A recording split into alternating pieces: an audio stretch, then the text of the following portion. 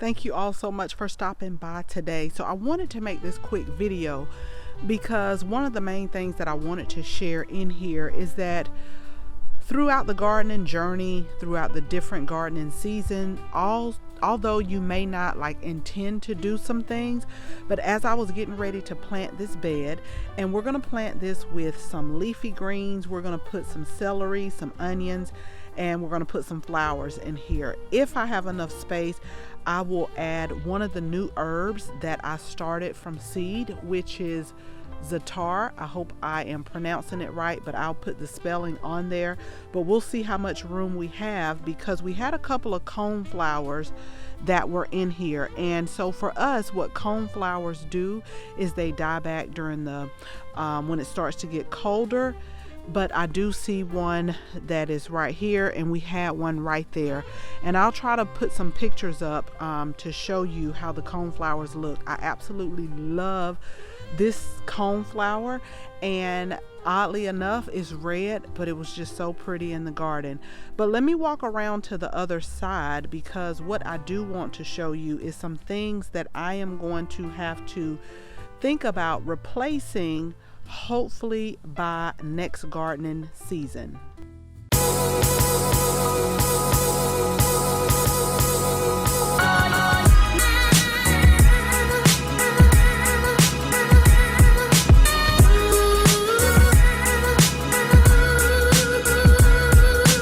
Okay, so if you are new to our gardening channel, first of all, I want to welcome you, but I also want to give you a little bit of history about this section right here. So when we first moved here, it was a big oak tree right in this area, and it was really shading out my plants. So we decided to take the oak tree down. They left a little bit by the fence because they didn't want to damage the fence by grinding the stump, but it opened up so much sunlight in this area. So I won't say this is the original part of the garden, but this is like the second part when we first started expanding. So this is the second part of the garden, and when we first expanded, I bought these raised bed kits that were very much higher price now than what they started out at. I think they were like $39.99. These are the kits. They don't require tools. You just put them in the slats. And this was probably about 5 to 6 years ago. So now they are starting to really break down, and I'm just trying to hold on. I'm trying to hold on to what I can.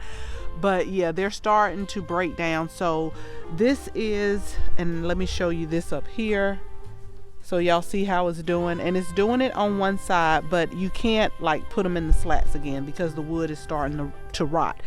This is cedar wood, but it was one of the kits. But I noticed that when I did expand, I bought these kits quite a bit. So we got about 2, 4, 5. Yeah, because the other kits are something different. So we got 5 of these, but they're starting to come apart. So one of the things that I'm going to have to start doing is replacing them. And so I don't know what type of material that I want to use. I always use cedar if I'm doing wood. So all of our raised beds are cedar wood, but then we also have the metal beds. Now I'm really new to the metal beds for the simple fact that when Veggie Garden sent us some beds out, that was my first time trying it, and I'm really pleased with it thus far. But we only got them last season. And I'm used to growing in raised beds and in pots. So put your suggestions down in the comments and let me know. But so what I'm going to be planning over the fall and winter is, how am I going to redo this area? Now, let me tell you what I'm going to do, because I'm sick and tired of this. I've put mulch down, and I remulch every year, and the weeds keep popping up, and I keep having to clean, and I'm like, I just cleaned this 2 weeks ago, and it's really becoming very time consuming. So I got some of the weed fabric.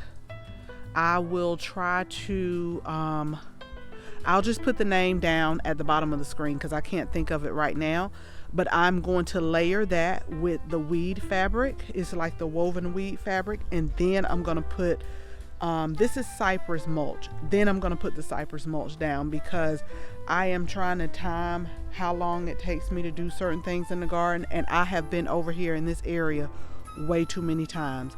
So many times that I'm starting to lose focus on other parts of the garden.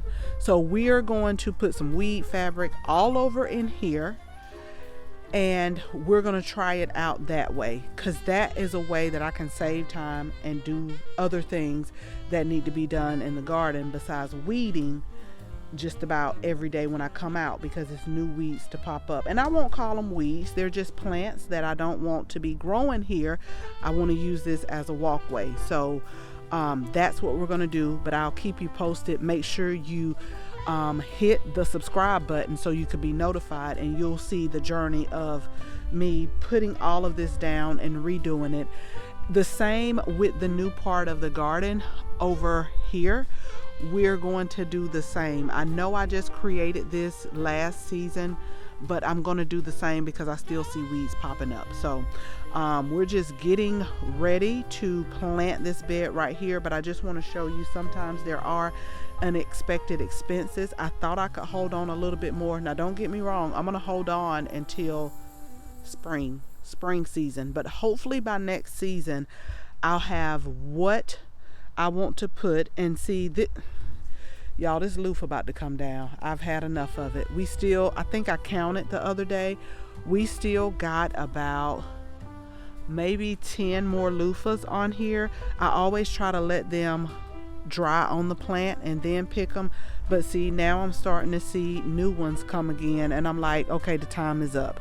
And then you see some down in here, I'm like, the time is up. But this bed is also, it's not as bad as the first one, but it's also starting to give in too. So I'm thinking just go ahead and replace all 5 right now, and then that way you can have that done. And it's still some more that I need to do, but that wood seems to be holding up a little bit better. Let me take you over there now and show you that wood. So these were like raised bed kits as well, and I have 4, and I'm focusing in on these.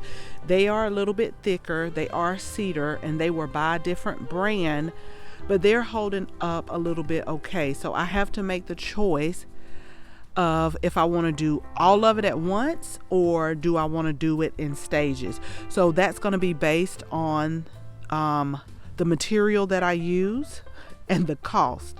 So I'll look at that as a factor, because if I have to wait a little while longer, these will be able to be okay, because I see a little bit of deterioration, but they're not like falling apart like the other ones. So we will just see. This is where some of our Brussels sprouts are. And I did plant some of the beet tape in here, and I noticed nothing came up. So we're going to come back in.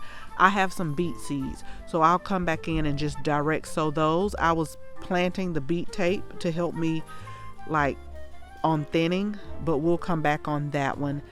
And then we have some Napa cabbage Savoy cabbage that I've had to sprinkle diatomaceous earth on, because y'all know why.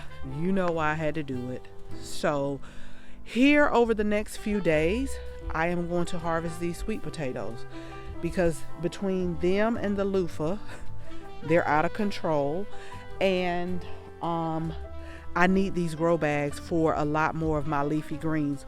We've planted some spinach mustards that are new to me this year, but I need these grow bags to be able to plant more leafy greens. And I'm going to go up a little bit. This was the motherland okra I was able to save some seeds from, but I'm going to go ahead and pull that, and I can put some more either herbs or flowers in this area. But I need to pull the sweet potatoes for, let's say, 3 reasons. It's starting to get cooler. We haven't had our frost yet. I need this area right here. And also I see that they're getting some of the beautiful purple flowers on here. I probably could have harvested them way before now, but hopefully they'll be like super big for me to be able to harvest. But you can see they are like trailing and going everywhere.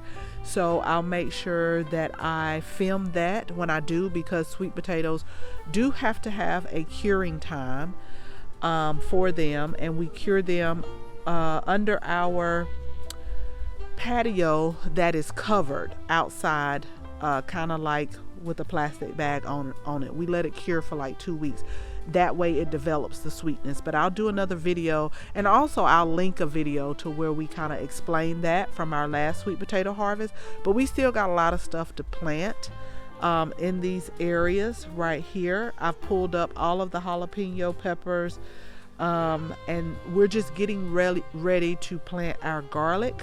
I've been planting our onions, but the garlic, I'll link that video, because we like to put it in the refrigerator for a few weeks to simulate that cold period. Although the weather has been surprising me a little bit more than usual this season.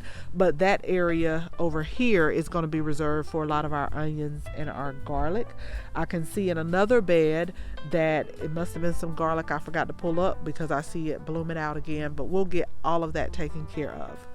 Okay, so I'm going to get back to planting this, and I'll do a separate video on this bed. But what I want you all to do, go ahead, put in the comments, what do you think? What type of material should we use for this area? Whatever I decide to use, we're going to go ahead and at least replace the 5 raised garden beds that are, you know, some of them are a little in worse shape than the other. But we'll go ahead and at least do the first 5 that are all like this. And then we'll take care of this area back here too with our weed barrier. But I do have to cut back this phlox. I see that it's getting new growth. So what I do is kind of come in and cut these back so it doesn't be leggy next season. So I cut them down, and you see the new growth coming in from the bottom here. But this is what I wanted to tell you about this flower right here. I'll put the name of it in here. I do know it's the ageratum. I'm not sure of the specific type. This is the one that does not get very tall. They have some that can get 2 to 3 feet tall. These only get about 8 to 12 inches, I want to say. Now they did struggle a little bit in the summer, a little pest pressure as well, but I love the color of these flowers, and some people call them floss flowers too.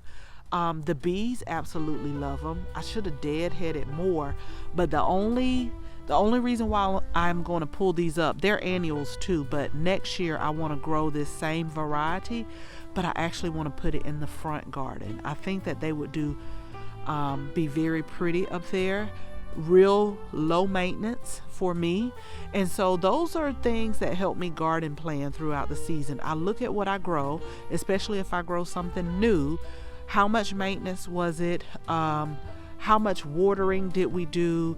How did it do in that area? Now I hope it does just as good as it did back here in the front as well, because they are just a really beautiful and almost, not quite, but almost maintenance free. And the big thing about it is the bees absolutely love them.